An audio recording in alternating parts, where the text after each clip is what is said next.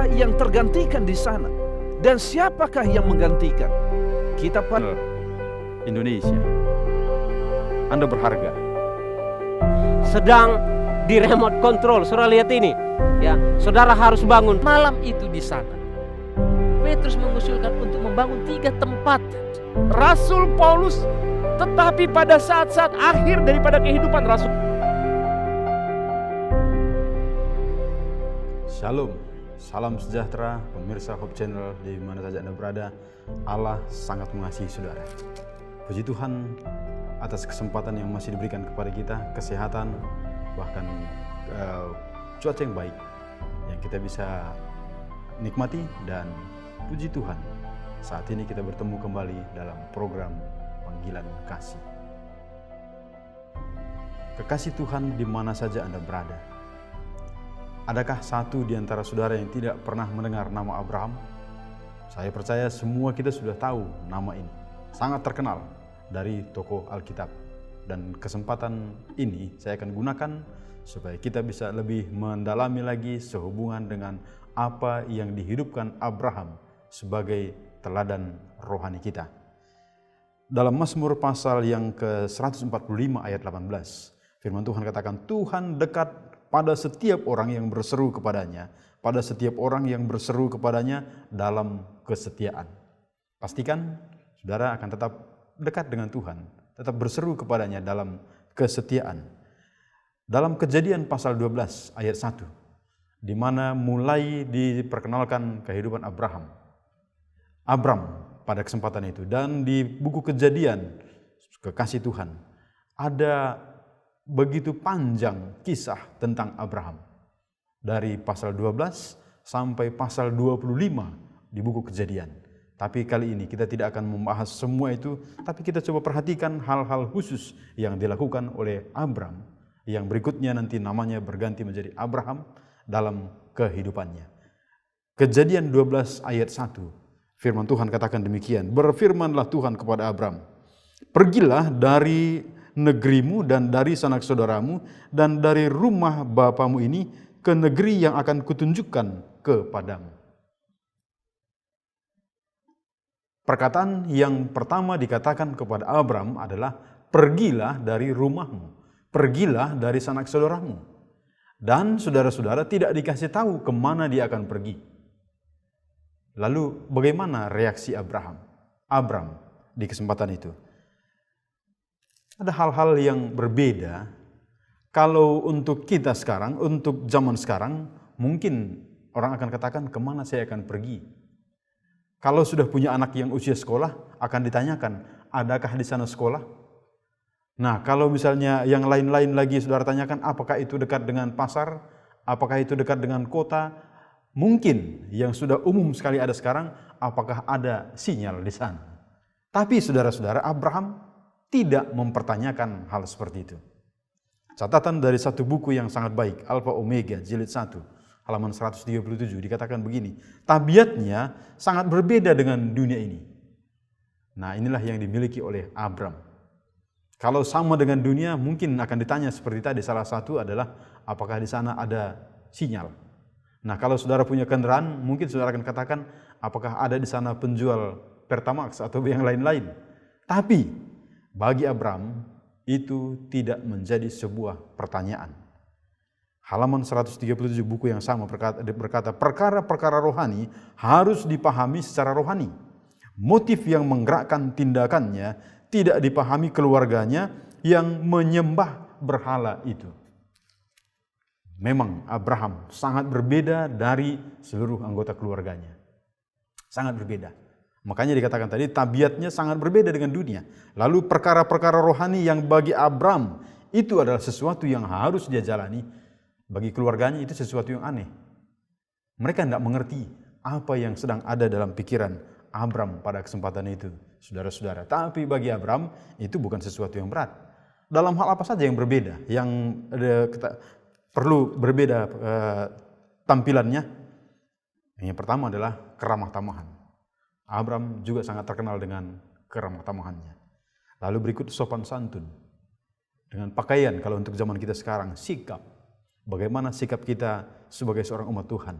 Bagaimana sikap seorang umat Tuhan dalam dunia pekerjaan, kepada atasannya, kepada bawahan, kepada teman sekerja. Bagaimana sikap kita? Apakah sama dengan orang lain? Seharusnya kita memiliki sikap yang berbeda. Pakaian juga menunjukkan hal yang sama. Pakaian kita akan menyatakan apa dan siapa kita sebetulnya. Baik, dalam Bilangan pasal 24 ayat 24 memberitahukan kepada kita, kepada saudara dan saya di kesempatan ini adalah bagaimana pentingnya berbeda itu. Dan apakah perbedaan itu akan membuat saya tersingkir? Kita lihat catatan yang ada di dalam Alkitab, Bilangan pasal 24 ayat 24. Tetapi hambaku Kaleb, karena lain jiwa yang ada padanya dan ia mengikuti aku dengan sepenuhnya, aku akan membawa masuk ke negeri yang telah dimasukinya itu, dan keturunannya akan memilikinya. Karena lain jiwa yang dimilikinya. Kalau orang dunia akan katakan lain jiwa ini adalah ya ada kurangnya. Tapi saudara-saudara, di hadapan Tuhan juga Kaleb dikatakan lain jiwa. Karena lain jiwa yang ada padanya dan ia mengikuti aku dengan sepenuhnya, akan kubawa masuk ke negeri yang telah kujanjikan. Dunia akan mengatakan ya ikut Tuhan itu kalau enak, ikut Tuhan itu kalau menyenangkan. Tapi saudara-saudara yang kekasih dalam nama Tuhan, kita bersyukur firman Tuhan mengingatkan kepada kita, Kaleb, catatan Alkitab katakan karena lain jiwa yang ada padanya. Kenapa lain jiwa? Bukan karena dia aneh-aneh, tapi ia mengikuti aku dengan sepenuhnya. Inilah yang sudah dihidupkan oleh Kaleb di kesempatan itu. Saudara yang kekasih dalam nama Tuhan, ayat yang keempat, bagaimana reaksi Abram terhadap panggilan Tuhan? Ayat yang keempat dari Kejadian pasal 12 dikatakan, lalu pergilah Abram seperti yang difirmankan Tuhan kepadanya, dan Lot pun ikut bersama-sama dengan dia. Abram berumur 75 tahun ketika ia berangkat dari Haran. Saudara yang kekasih dalam nama Tuhan, tanpa bertanya kemana dia akan pergi. Tapi di ayat yang keempat, Kejadian pasal 12 memberikan catatan, lalu pergilah Abram seperti yang difirmankan Tuhan kepadanya. Garis bawahi ini saudara-saudara, lalu pergilah Abram seperti yang difirmankan Tuhan kepadanya. Dia melakukan apa yang difirmankan Tuhan. Ayat yang kelima. Apa yang dibawa? Apakah Abram pergi sendiri?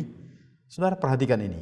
Ayat yang kelima. Abram membawa Sarai istrinya dan Lot anak saudaranya dan segala harta benda yang didapat mereka dan orang-orang yang diperoleh mereka di Haran. Mereka berangkat ke tanah Kanaan lalu sampai di situ. Jadi Abram bukan pergi seorang diri. Seperti sekarang istilahnya mungkin seperti backpacker.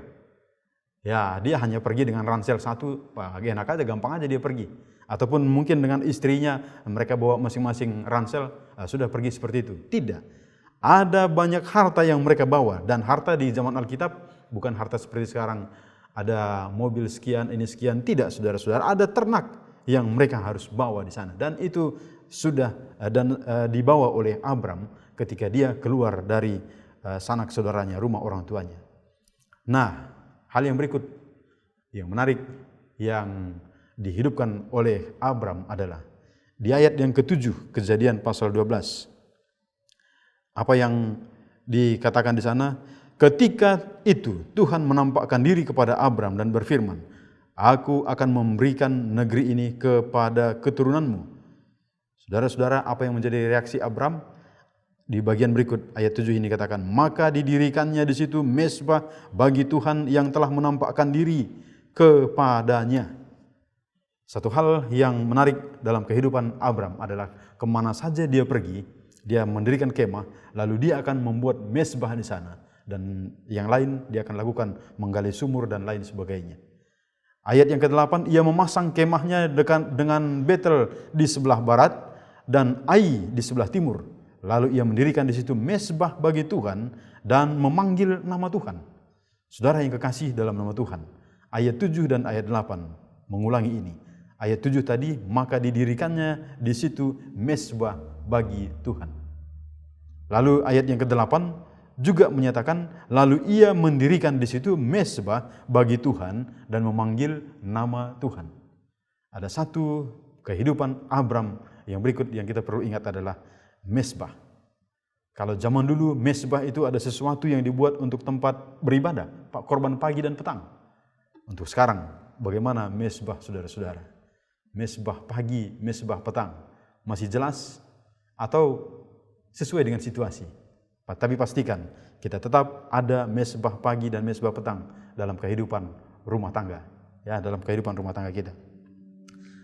Lalu dalam Alfa Omega, buku yang sama yang tadi jilid 1 halaman 140. Catatan mengingatkan kepada kita seperti ini, pena inspirasi. Pada tahun-tahun berikutnya, ada orang-orang dari antara bangsa Kanaan yang mengembara, yang menerima petunjuk dari Abram. Dan bila mana saja salah seorang dari mereka mendapati mesbah tadi, ia tahu siapa yang berada di tempat itu sebelumnya. Ketika mereka menemukan bekas tempat tinggal Abram, maka catatan ini mengatakan siapa saja dari orang Kanaan sekalipun yang datang ke tempat itu, mereka akan tahu siapa yang berada di tempat itu sebelumnya. Saudara yang kekasih dalam nama Tuhan, zaman sekarang mungkin kita tidak akan ada tempat untuk berkemah seperti begitu, tapi kalaupun ada berkemah, pastikan kita akan meninggalkan kesan yang baik. Bagi saudara-saudara yang memiliki kesempatan untuk tinggal dari rumah satu ke tempat yang lain, dengan catatan kita mengontrak atau kos, pastikan ketika meninggalkan tempat itu ada kesan bagi orang yang masuk, oh, yang tinggal di sini sebelumnya adalah luar biasa, mereka bersih, mereka rapi, mereka begini. Jangan timbulkan kesan yang lain. Inilah yang diteladankan oleh Abram. Dia dikatakan tadi, ia tahu siapa yang berada di tempat itu sebelumnya. Ya, memang dari sisi yang negatif juga orang akan tahu, oh, yang tinggal di sini memang super. Nah, ini pastikan saudara-saudara, super yang mana ini? Super baik, super bersih, atau super sebaliknya. Tapi pastikan sebagai umat-umat Tuhan, kita akan memberikan kesan, orang akan mengatakan, oh, yang tinggal di sini orangnya memang baik. Nah, kepada tetangga, kepada siapa saja kita berada berkomunikasi, pastikan kesan yang timbul bagi mereka adalah bahwa tetangga saya ini adalah orangnya baik. Nama Tuhan ditinggikan, dimuliakan dalam hal seperti itu. Saudara yang kekasih dalam nama Tuhan.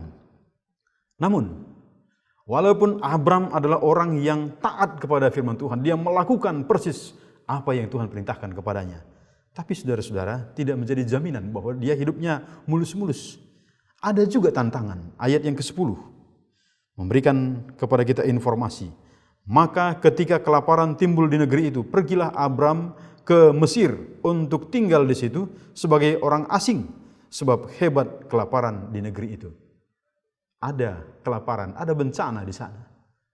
Jadi bukan berarti kalau sebagai orang yang taat kepada Tuhan, yang lain akan ada kelaparan, saya tidak akan berhadapan dengan itu. Belum tentu. Ya, belum tentu. Tuhan memberikan kepada kita hikmah. Kalau di satu tempat itu terjadi sesuatu yang tidak lagi menyenangkan, berkomunikasilah dengan Tuhan, berbicaralah dengan Tuhan. Tuhan, apakah rencana Tuhan? Kalau rencana Tuhan, kita akan berpindah dari situ. Dengarkan itu, saudara-saudara. Dan inilah yang terjadi dengan Abram. Dia sendiri mengalami bencana kelaparan di tempat dia tinggal ketika dia disuruh pergi. Tapi ketika dia tahu ada kelaparan, dia pergi ke tempat yang lain. Di catatan Alkitab mengatakan dia pergi ke Mesir. Halaman 141 Alfa Omega. Tuhan di dalam pimpinannya telah mendatangkan ujian ini kepada Abraham untuk mengajarkan kepadanya pelajaran-pelajaran tentang berserah, sabar, dan iman. Ada 3 hal yang Tuhan tuntut dari kehidupan Abraham. Yang pertama tadi adalah berserah kepada Tuhan dalam setiap kehidupan kita, dalam apa saja yang kita hadapi dalam kehidupan ini. Yang berikut, sabar. Karena waktu Tuhan beda dengan waktu kita. Maunya kita, apa yang kita doakan sekarang segera jawaban. Tapi Tuhan punya rencana lain. Sabar untuk menantikan jawaban Tuhan. Yang berikut, iman. Pastikan kita mengimani, mempercayai apa yang Tuhan sudah janjikan kepada kita. Halaman berikut dari buku yang sama. Allah senantiasa menguji umatnya dalam api penderitaan. Adalah di dalam panasnya dapur api itu, kotoran-kotoran dipisahkan dari emas murni, yaitu tabiat Kristen. Ya, Tuhan mau kita memiliki tabiat yang murni. Dan tantangan-tantangan, masalah-masalah yang ada, itulah yang akan memurnikan tabiat kita, saudara-saudara. Tuhan mengizinkan sesuatu terjadi kepada kita untuk mendatangkan kebaikan. Itu yang dikatakan oleh firman Tuhan. Halaman 143, mereka dididik. Siapa ini? Umat-umat Tuhan. Dididik dan dilatih dan didisiplin. Dipersiapkan untuk memenuhi maksud agung. Untuk mana kesanggupan-kesanggupan itu telah diberikan kepada mereka. Ada kesanggupan, mampu untuk menjalani itu.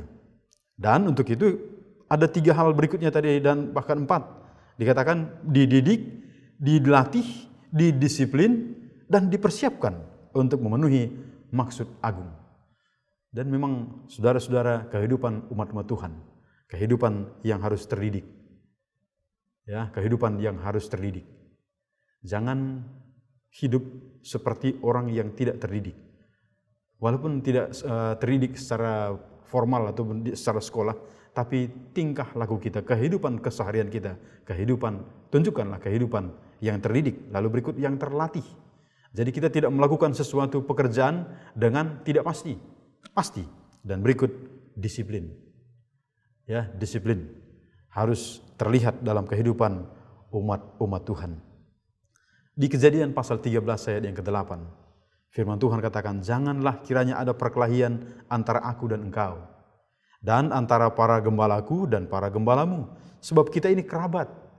Inilah perkataan yang dikatakan oleh Abraham kepada keponakannya yang bernama Lot, yang bersama-sama dengan dia.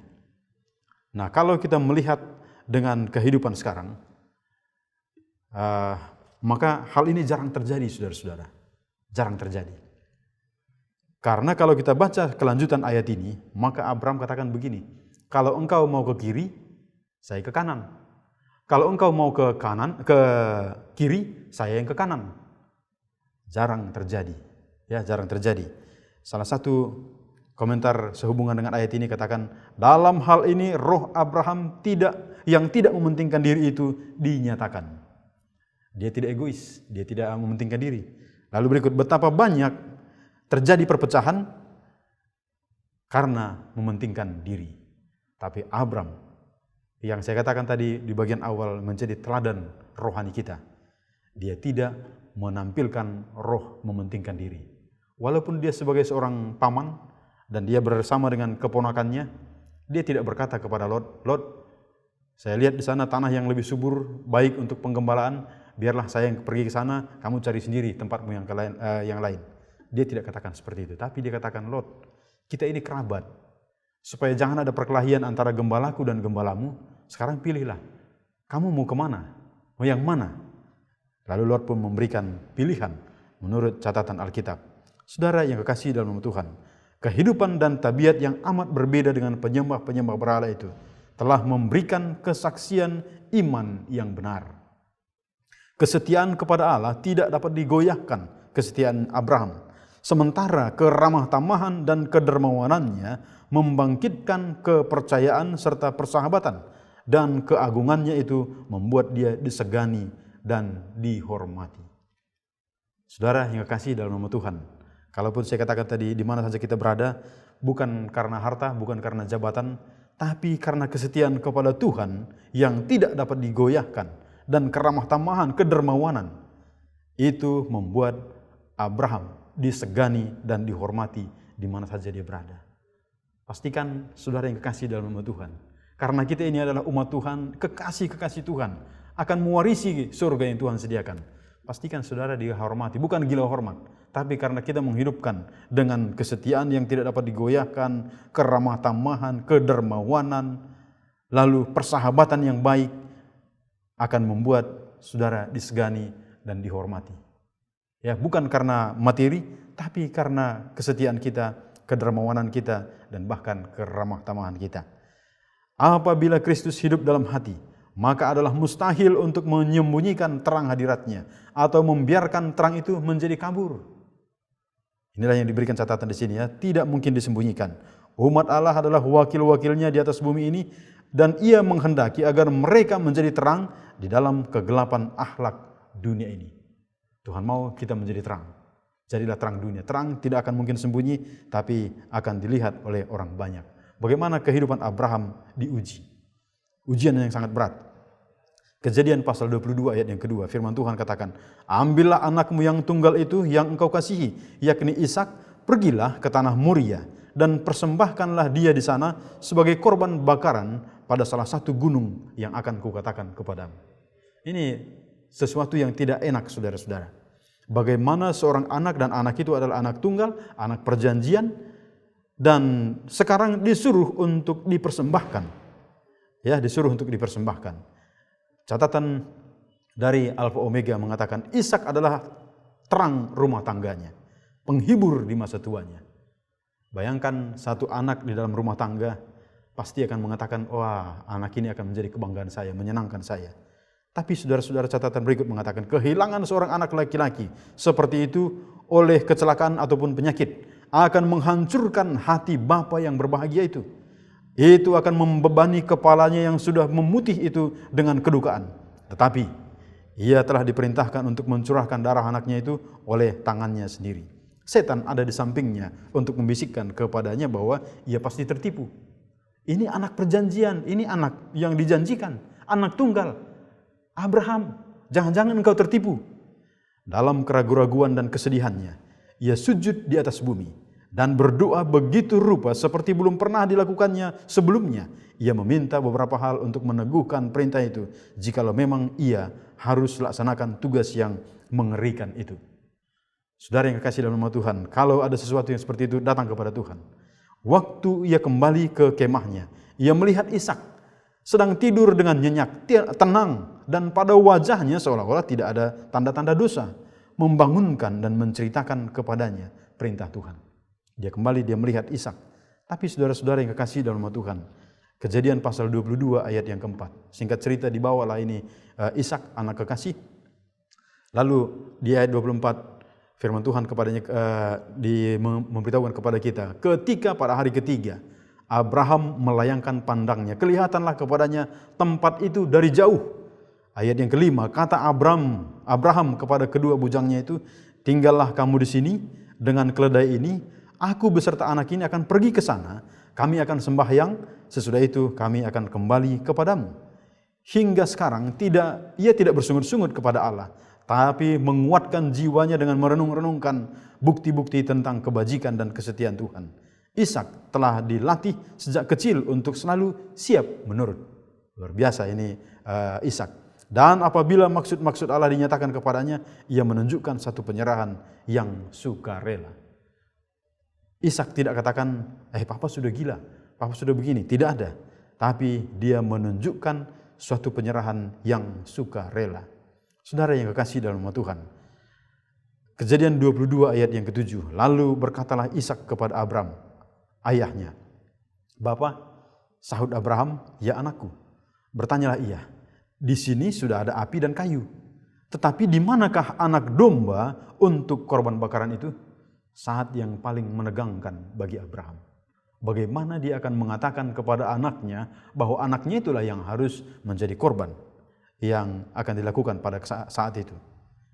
Kejadian pasal 22 ayat 8, 9 sampai 12. Kisah itu berjalan dengan baik. Abraham dengan sangat bijaksana mengatakan, Allah yang akan menyediakan anak domba untuk korban bakaran baginya, anakku. Lalu dengan berjalannya waktu, belum juga ada korban. Lalu dengan berat hati, tapi itulah perintah Tuhan. Abraham berkata kepada anaknya, engkaulah korban itu. Saudara yang kekasih dalam nama Tuhan, kembali di bagian awal tadi bahwa Ishak telah dididik hanya untuk menurut. Lalu ketika dia mengikat Ishak, lalu Abraham mengangkat pisaunya untuk mengadakan penyembelihan. Lalu ayat 22, pasal 22 ayat 13. Firman Tuhan katakan, lalu Abraham menoleh dan melihat seekor domba jantan di belakangnya yang tanduknya tersangkut dalam belukar. Allah yang akan menyediakan domba untuk korban terjawab dalam peristiwa ini. Ketika Abraham menoleh dan melihat seekor domba di belakangnya yang tanduknya tersangkut dalam belukar. Sesuatu yang jarang terjadi. Bagaimana domba bisa tersangkut di belukar tanduknya. Tapi itulah yang dengan tuntunan Tuhan sudah terjadi dalam kehidupan Abraham. Abraham tidak mencoba untuk mencari maaf bagi dirinya untuk tidak menurut kepada kehendak Allah. Satu hal yang dia lakukan adalah apapun yang terjadi, saya menurut kepada kehendak Allah. Sesuai dengan apa yang tertulis dalam 1 Korintus pasal 4 ayat yang kedua. Firman Tuhan katakan, yang akhirnya dituntut dari pelayan-pelayan yang demikian ialah bahwa mereka ternyata dapat dipercayai. Kekasih Tuhan dimanapun kita berada saat ini, pastikan saudara adalah orang yang dapat dipercaya. Roma 8 ayat 32, ia yang tidak menyayangkan anaknya sendiri, tetapi yang menyerahkannya bagi kita semua. Bagaimanakah mungkin ia tidak akan mengaruniakan segala sesuatu kepada kita bersama-sama dengan dia? Anaknya saja sudah diserahkan. Apalagi kalau yang lain-lain yang kita minta kepadanya. Tuhan pasti memberikannya kalau kita memintanya dengan percaya, dengan bersabar, dengan iman. Ibrani 11 ayat 17, karena iman maka Abraham tatkala ia dicobai mempersembahkan Ishak, ia telah menerima janji itu, rela mempersembahkan anaknya yang tunggal. Dia ada janji dari Tuhan, dia percaya itu, dan dia mau melakukan apa yang diminta Tuhan kepadanya. Sebagai ringkasan dari kehidupan Abraham. Yang pertama, dia dibesarkan di tengah-tengah tahayul dan kekafiran. Yang kedua, dia menjadi pewaris harta yang suci. Dan yang ketiga, penyembahan berhala menggodanya dari segala penjuru, tetapi tidak berhasil. Dia punya pendirian. Yang keempat, setia di antara orang-orang yang tidak setia. Inilah Abraham. Dia setia di antara orang-orang yang tidak setia. Yang berikut, penurutan Abraham yang dilaksanakan tanpa bertanya-tanya merupakan salah satu daripada bukti yang menonjol perihal iman yang terdapat di dalam seluruh Alkitab. Yang ketiga terakhir, apa yang dihadapkan kepada Abraham bukanlah suatu ujian yang enteng, bukan pula suatu pengorbanan yang kecil yang dituntut daripadanya. Baginya yang terbaik diberikan untuk Tuhan. Allah menyediakan. Ya, Allah menyediakan. Itulah teladan kehidupan Abraham untuk kehidupan kerohanian kita saat ini. Semoga teladan kehidupan Abraham juga akan kita bisa hidupkan dalam kehidupan keseharian kita. Tuhan memberkati kita bersatu dalam doa. Bapa di surga, terpujilah nama Tuhan. Dengan kehidupan Abraham, kiranya menolong kami untuk juga termotivasi menurut dan hanya menurut, berserah kepada Tuhan. Terima kasih Bapak, Tuhan memberkati semua pemirsa Hope Channel yang sudah menyaksikan program ini. Mereka diberkati dalam kehidupan rumah tangga, menjadi umat Tuhan yang setia dalam pekerjaan, dalam kesehatan, dan dalam kesetiaan kepadamu. Terima kasih Bapak di surga.